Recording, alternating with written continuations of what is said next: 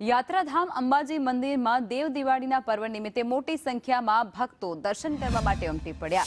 અંબાજી મંદિરમાં દૂર દૂરથી ભક્તો પૂનમ નિમિત્તે શંખ અને ધ્વજા લઈ અને અંબાજી મંદિરમાં પહોંચ્યા હતા।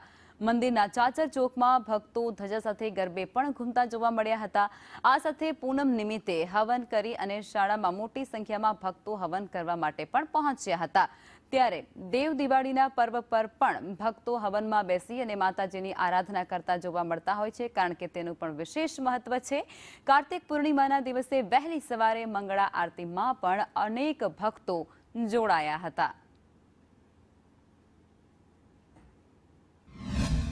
છેલ્લા 30 વર્ષથી અહીંયા હર સાલ દિવાળી પછી દર્શન કરવા આવું છું। અમારા અંબાજીમાં અમારી કુળદેવી છે અને મંગળા આરતી કરવા હું જે 2-3 દિવસ રોકાઉં તો હર સાલ મંગળા આરતી કરવા આવું છું।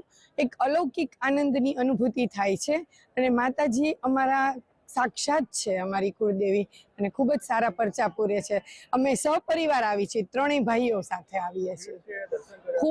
ખૂબ જ ભીડ છે અત્યારે। આજે અંબાજી ધામની અંદર દેવ દિવાળી નિમિત્તે પૂર્ણિમાનો ઉત્સવ મનાવવા માટે સવારે 6 વાગે માતાજીની આરતી કરવામાં આવી હતી। ભારે ભક્તોની ભીડ હતી।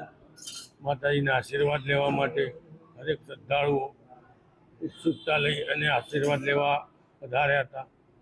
માતાજીની શુભકામના દરેક ભાવિ ભક્તોને મળે એવી અમારી શુભેચ્છાઓ છે। અને છેલ્લા 35 વર્ષથી કાર્તિકી પૂનમે અમે 52 ગજની ધજા ચડાવીએ છીએ અને દર વર્ષે અમારી પાસે 11 માણસોએ સંઘ ચાલુ કર્યો હતો। આ વખતે અમારી પાસે દર વર્ષે વધતા માણસો 100 થી 150 માણસનો અમારો સંઘ હોય। આજે દેવ દિવાળી છે ત્યારે ભક્તો છે તે મોટી સંખ્યામાં મા અંબાના દર્શન કરવા પહોંચ્યા હતા અને સવારથી જે ભક્તો છે તે મંગળા આરતીમાં જોડાયા હતા અને સવારથી જે ભક્તો છે તે સવારે 4 વાગ્યાથી લઈને લાઈનો લાગી અને કલાકો સુધી લાઈનોમાં ઉભા રહીને ભક્તો છે તે મા અંબાના દર્શન કરવા પહોંચ્યા હતા અને સવારે જે મંગળા આરતી કરવામાં આવી હતી અને મંગળા આરતીમાં જે મોટી સંખ્યામાં જે ભક્તો જોડાયા હતા ત્યારે આ ચાચર ચોકની અંદર પણ ભક્તો છે તે મોટી સંખ્યામાં મા અંબાના દર્શન કરવા આવ્યા હતા અને ચાચર ચોકની અંદર મોટી સંખ્યામાં ભક્તો છે તે ઉભરાયા હતા। ત્યારે સવારથી જે અંબાજી મંદિર છે તે જય જય અંબે બોલ મારી અંબેના નાદ સાથે ગુંજી ઉઠ્યું હતું। લક્ષ્મણ ઠાકોર, સંદેશ ન્યૂઝ, અંબાજી।